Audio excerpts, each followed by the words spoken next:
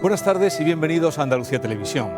Arturo Pérez Reverte, que pasó por aquí el otro día, se preguntaba qué peliculón hubieran hecho los americanos o los ingleses con una batalla como la que se libró en las Navas de Tolosa, en el límite entre Jaén y La Mancha, con tres reyes españoles peleando, el de Castilla, el de Aragón y el de Navarra, batiéndose contra los almohades, conjurados a que aquella contienda fuese victoria o muerte. Eso parece imposible, porque al margen del talento que podamos tener o puedan tener nuestros cineastas, existe una corriente en nuestro país de contar la historia eludiendo las guerras, cuando así es imposible conocer la historia y contarla bien, mucho menos.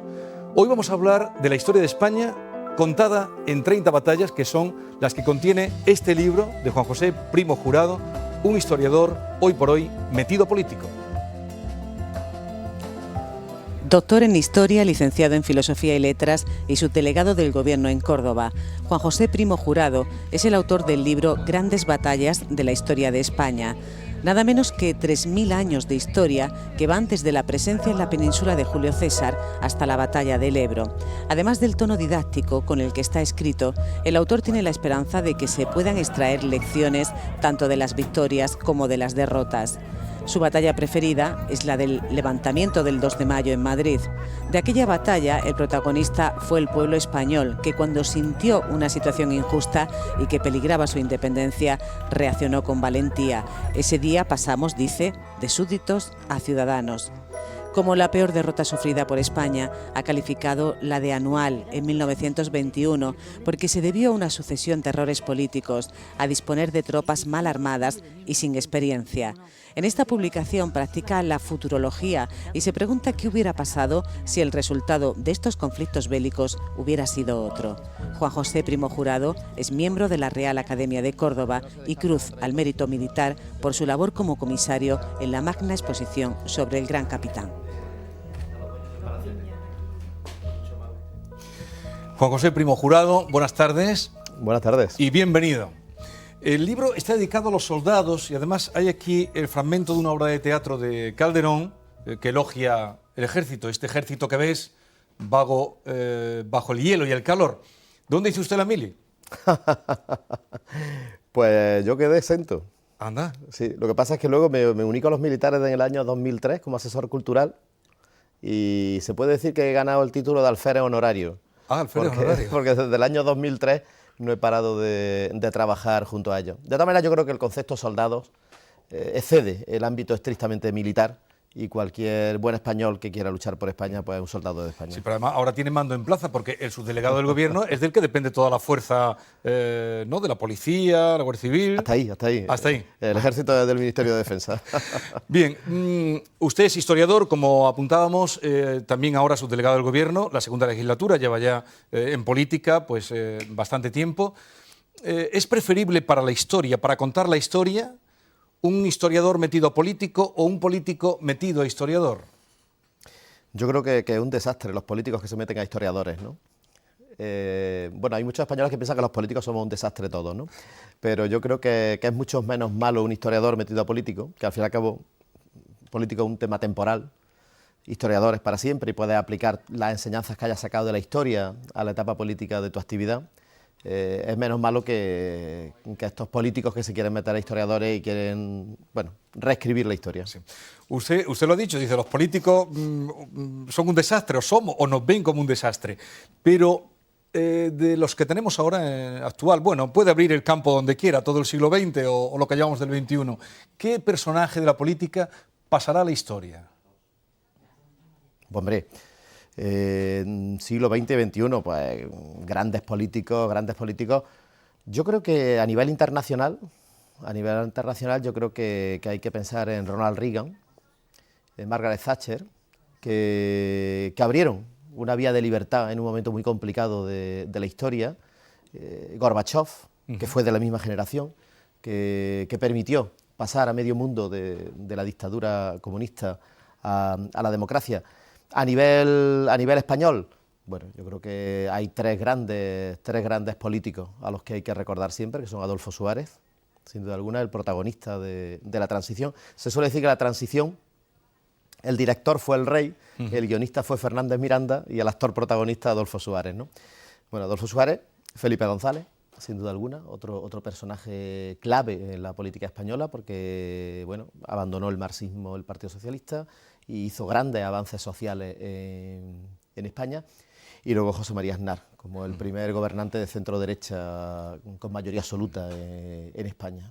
¿Por qué no hay políticos ahora como Winston Churchill, por ejemplo?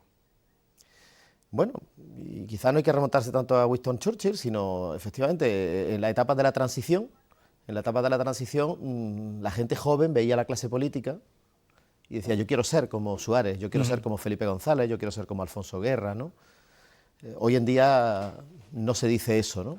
Por supuesto, tú has nombrado a Churchill. Churchill es un político con mayúsculas, ¿no?, que se atrevió a coger el toro por los cuernos del enfrentamiento con el nazismo, y mientras el anterior primer ministro, Chamberlain, había optado por la rendición, y él le dijo, entre la paz y el deshonor, has escogido el deshonor, y luego no vas a tener la paz porque va a ser necesaria la guerra, y él prometió lo de sangre, sudor y lágrimas.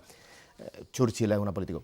Hoy en día no hay quizá esos grandes políticos, son otros tiempos, bueno, otras sociedades. Pero... Él tuvo que coger las armas y emplearse en la guerra, indudablemente, cosa que luego pues, el mundo, la humanidad le agradeció. Pero ¿por qué ahora cuando se cuenta la historia, o no sé si es cosa solo de nuestro país, parece como que las batallas se quieren ocultar, laminar? ¿Por qué? ¿Por qué es eso? Bueno, en nuestro país, mirando a nuestro país la historia, que nuestro país ha sido protagonista de muchas páginas de la historia universal y luego mucha propia historia de nuestro país se ha decidido en los campos de batalla. Nuestro país es un país de extremos, yo lo suelo decir eso mucho, ¿no? Yo creo que España es un país de blanco y negro, Real Madrid, Barcelona, Betis, Sevilla, Manolete, Dominguín, no hay matices, ¿no? Entonces o nos hemos quedado estudiando las victorias y haciendo ensoñaciones con Covadonga, con las Navas de Tolosa, con Bailén, o nos hemos flagelado con las derrotas, ¿no? Con las derrotas pues Anual o la Armada Invencible, el desastre de Cuba, tú lo has dicho en la introducción, ¿no? Pérez Reverte dice, ¿cómo no se ha hecho una película en nuestro país sobre las Navas de Tolosa, por ejemplo, o sobre grandes batallas decisivas? Bueno, y en el mundo las batallas siguen siendo decisivas, ¿no? Hoy en día hay una batalla contra el terrorismo islamista. Lo que pasa es que son batallas distintas, ¿no? Eso, al final se cierra precisamente el libro con las batallas que quedan por hacer, porque el libro va desde la batalla de Alalía, que supuestamente es cuando se pierde Tartessos, ¿no?, hasta la batalla del Ebro. Correcto. Ahí estamos pasando por la batalla de la rendición de Breda, que está ahí, o la de Guadalete, o, bueno, 30 batallas. ¿Cuál es la derrota más decisiva de esas 30 que usted recoge? ¿Cuál sería? Bueno, yo pienso que cualquier derrota, cualquier batalla en la que se hayan enfrentado españoles ya es una derrota de por sí. Y desgraciadamente desde el siglo XIX ha habido 3 guerras civiles, las 3 guerras carlistas y la Gran Guerra Civil del 36, ¿no? Ahí ya no se puede hablar de vencedor y vencido, es una derrota en sí que los españoles se hayan enfrentado, ¿no?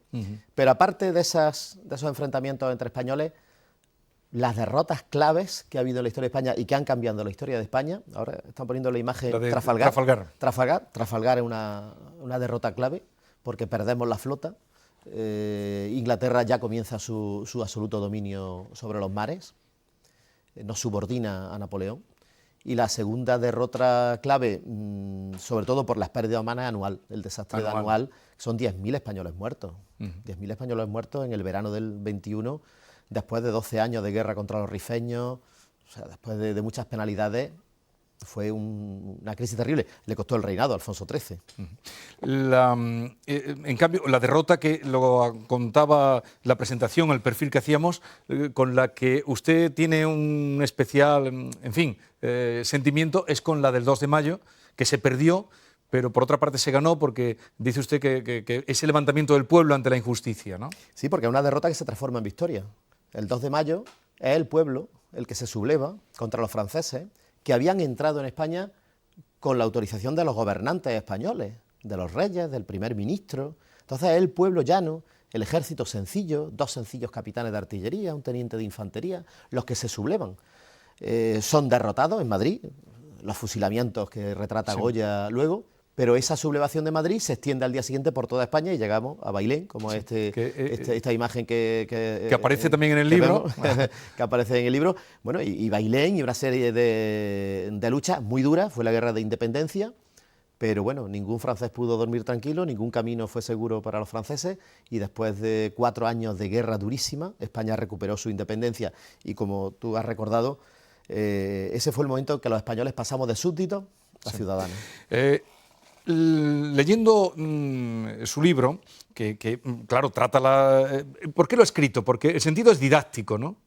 Sí, un libro siempre se escribe por dos motivos, porque al autor le gusta el tema y porque hay una editorial que se lo encarga, ¿no? Bueno, en este caso, Editorial Almuzara, donde lo pueden encontrar. Editorial Almuzara, con la que me une una grandísima amistad y he publicado bastantes libros para ellos. Ellos me presentaron la idea y a mí me encantó, porque siempre me había gustado el tema de la historia militar, es decir, de la parte militar. Hay una historia económica, hay una historia política, pero no podemos olvidar que la historia militar muchas veces es decisiva. Sí. Es decir, si los tercios españoles hubiesen desembarcado en Inglaterra con la Armada Invencible, ahora mismo Internet estaría hablando español.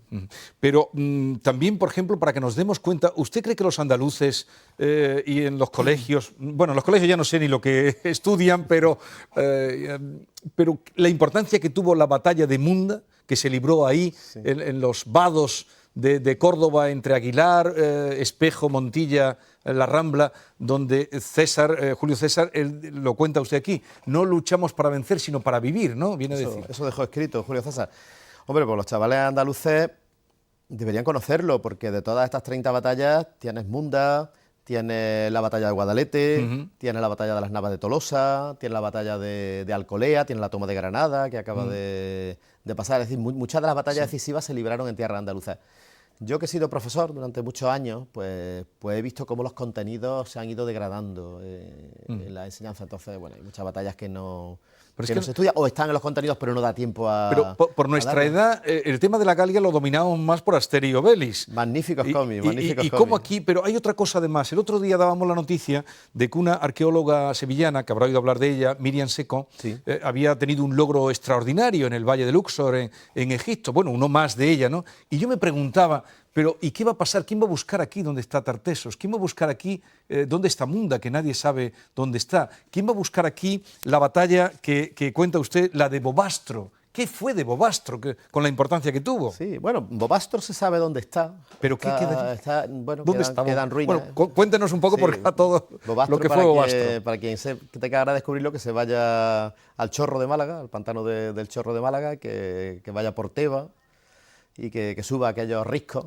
casi por el caminito del Rey, y puede llegar a Bobastro. Bobastro no fue fácil de conquistar, tardó 20 años en conquistarlo el califa de Córdoba, ¿no? Era una rebelión, ¿no? Tartessos, bueno, Tartessos no está descubierto.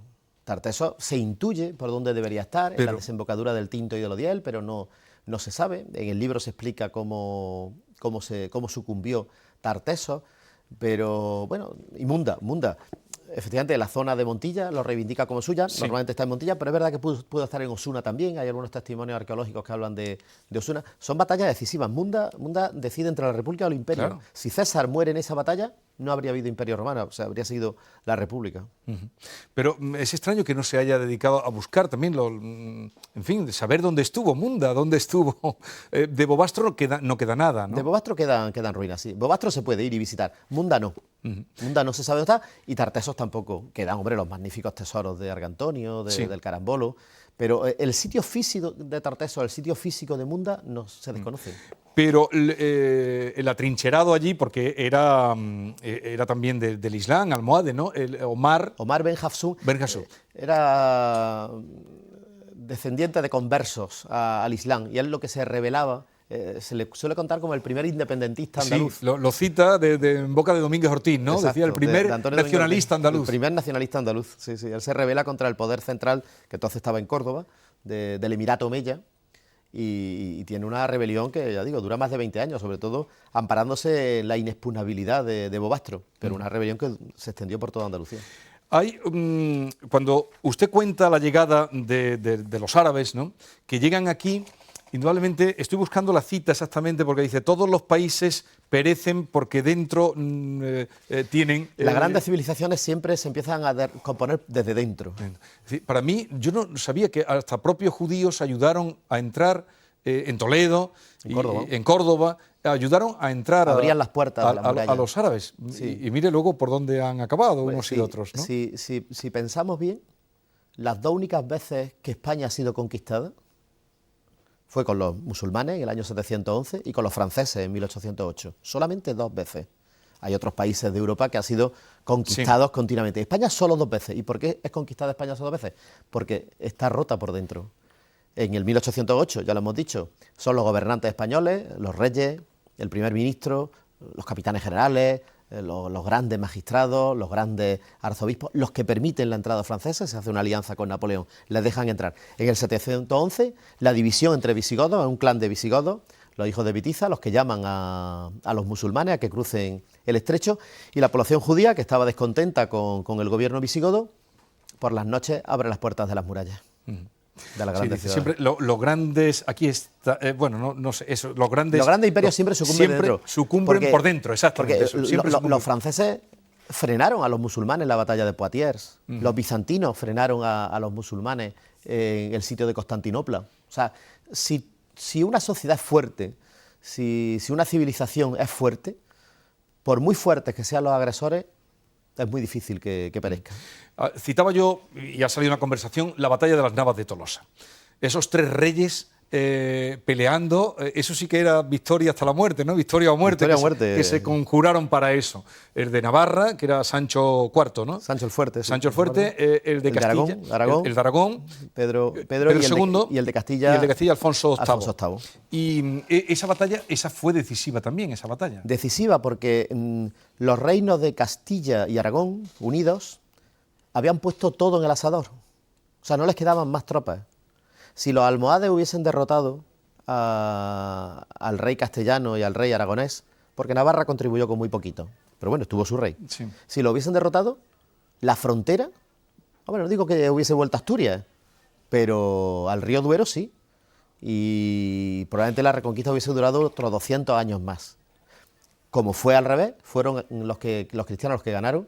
El derrumbe fue para la presencia musulmana. A raíz de las Navas de Tolosa ya es fácil para los cristianos acceder al Valle del Guadalquivir y van cayendo Jaén, Córdoba, Sevilla, hasta Jerez. Sí, usted habla de tres batallas fundamentales, la de Guadalete, que se perdió, porque el rey no valoró, no calibró lo que tenía aparte enfrente. Aparte de las traiciones, don Rodrigo no valoró, no para valoró. nada. Usted cuenta ahí, vamos, es que visualmente se ve cuando suben, por dónde atacan las alas. Efectivamente, lanzó unas cargas de caballería que eran derrotadas en vez de haberlos rodeado a los musulmanes y esperar a que se agotasen por hambre. Y luego la batalla de las Navas de Tolosa, que se gana, y luego ya la toma de Granada. La toma de Granada, que ahí usted apunta sobre todo a la importancia de la diplomacia, más que de la batalla, sí, más que de la lucha. Pues si las Navas de Tolosa nos quedamos con la imagen épica en el momento crítico de la batalla de los tres reyes, el castellano, el aragonés y el navarro, los tres reyes picando espuelas y lanzándose a la carga, bajando desde una loma y sus seguidores acompañándolos. En cambio, la toma de Granada son 10 años de guerra y el último año es de negociaciones. Y bueno, gracias a eso tenemos Granada como la tenemos y tenemos la Alhambra intacta, ¿no? Porque la diplomacia se impuso. Afortunadamente, y el rey Boabdil y con el gran capitán, que es uno de sus personajes, debe ser uno de sus personajes favoritos, ¿no? Porque lo ha trabajado, lo ha estudiado. Vamos a dejarlo en el personaje favorito. Hay otros que me gustan, pero el gran capitán especialmente, porque tuvo esa faceta de militar, de cortesano y de diplomático. En concreto en Granada, siendo amigo de Boabdil, fue uno de los que los reyes católicos lo pusieron para que negociase con Boabdil la capitulación de Granada. ¿Los españoles o la historia de España es tan sanguinaria como a veces queremos verla? Porque da la impresión que siempre tenemos que estar justificando lo que se hizo en nuestro... ¿Es más sangrienta que sangrienta que en otros países o es similar? No, porque si nos ponemos, por ejemplo, en Francia, en la noche de San Bartolomé, los franceses mataron a 20.000 hugonotes en una sola noche, ¿no? Por los protestantes franceses. Alemania está salpicada de asesinatos religiosos también, ¿no? Por parte de la Inquisición alemana, que fue peor que la Inquisición española. Inglaterra tiene una historia para no contar en sus colonias americanas y en sus colonias africanas. No creo que la historia española sea particularmente sanguinaria. La historia española tiene grandes luces que costaron vidas de españoles, pero que abrieron a España caminos nuevos de paz y de prosperidad. Y luego, por supuesto, las peores sombras son esas guerras fratricidas entre españoles, de españoles matándose entre ellos. Las guerras carlistas. Fueron 3 guerras carlistas. Empezamos con la guerra entre absolutistas y liberales durante el reinado de Fernando VII, que ya hubo ahí persecuciones. Luego 3 guerras carlistas durante el siglo XIX. Dentro del reinado de Isabel II también hubo una revolución, la gloriosa, que no fue particularmente sangrienta, se decidió con una sola batalla en el puente de Alcolea, en Córdoba, y luego llegamos a la guerra civil del 36-39. Bueno, ¿se aprende más de una derrota o de una victoria? Se aprende de las dos.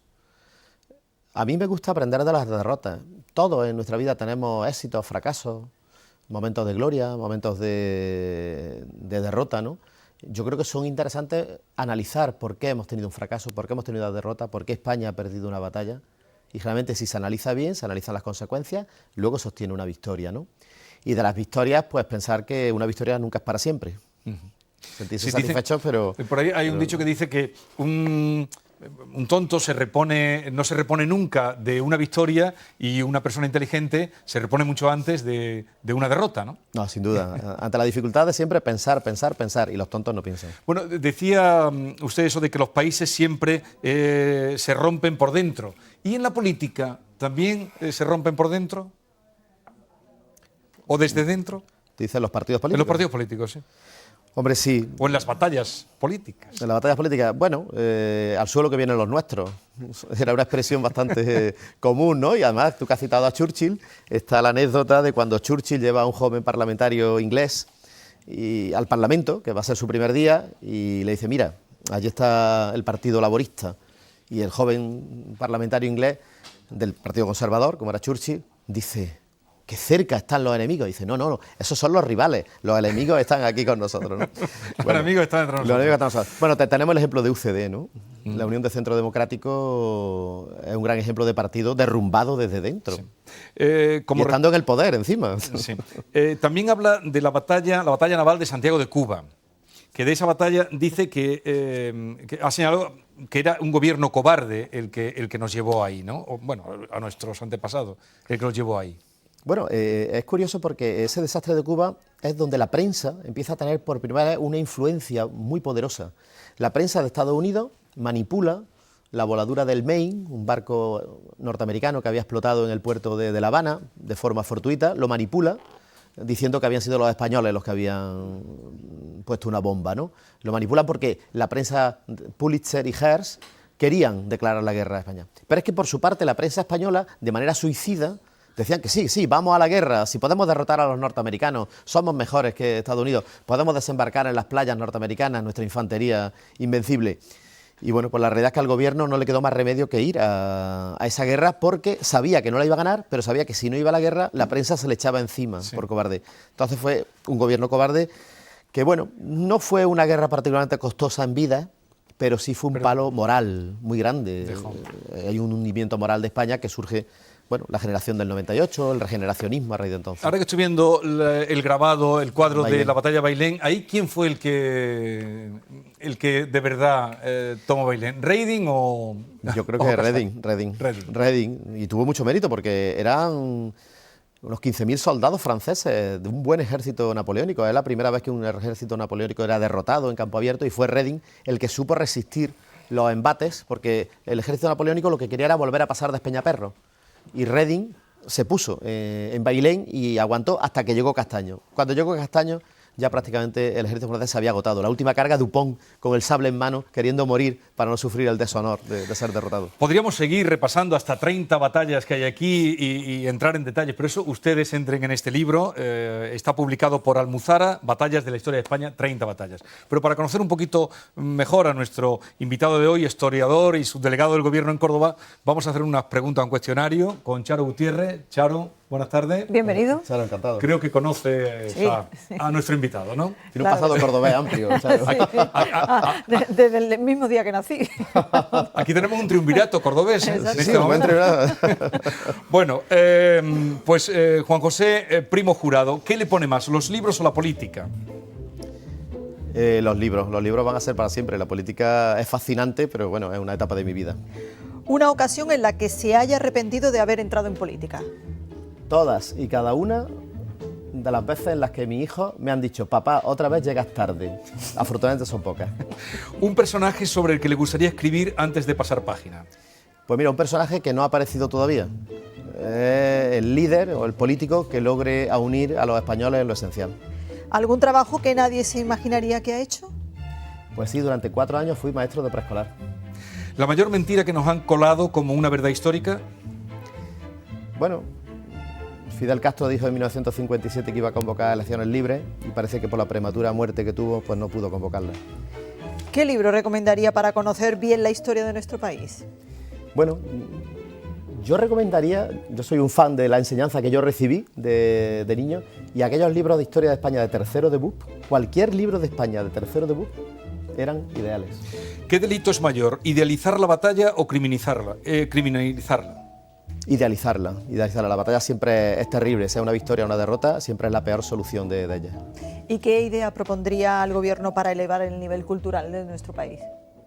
Bueno, yo me gustaría que se recuperase un poco una cierta unidad en la educación a nivel nacional, que no hubiese una disparidad tan grande, que un niño de Cataluña, un niño del País Vasco, de Galicia, de Andalucía, tuviesen un tronco común de enseñanza. ¿Merecía Bob Dylan el Nobel? Sí, ¿por qué no? ¿Y merece Eduardo Mendoza el Cervantes? Sí. Pues esto viene muy al hilo de lo que precisamente iniciamos ahora mismo, porque, como saben, ya el escritor Eduardo Mendoza ha sido galardonado con el Premio Cervantes 2016. El anuncio lo ha hecho este mediodía el ministro de Educación y Cultura y Deporte, y como tocaba este año, siguiendo la tradición, el Nobel de las Letras en castellano ha recaído en un español. El del año pasado, como recordarán, fue para el mexicano Fernando del Paso. 125.000 euros es la dotación del premio, no está mal. La Fundación Barenboim Said, tal y como les anunciamos ayer, se sumó a la celebración del Día Internacional de Solidaridad con el pueblo palestino. Lo hizo con un concierto anoche en la capilla del Palacio de San Telmo de Sevilla. Fueron piezas de Bach, Albéniz, Falla y Chopin, interpretadas al piano por Carlos Urruca. Ahí lo ven.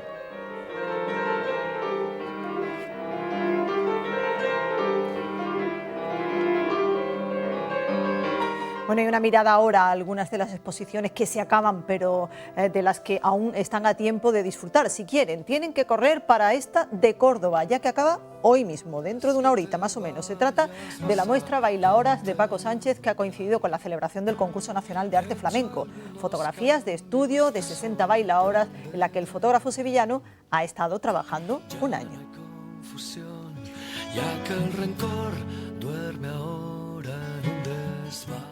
Y para esta otra de Granada tienen un poco de más tiempo, hasta el 5 de diciembre. En este caso es la exposición del artista Miguel Fernández Valdivieso, Valdif, 42 años después de su primera muestra. Su contenido, cuadros y murales en terracota y cerámica de inspiración árabe, surrealista y abstractos.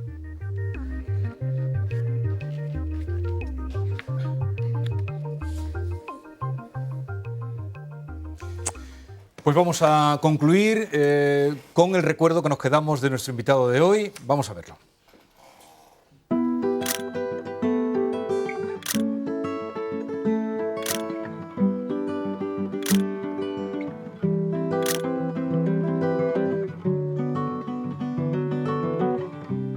Bien. Sí.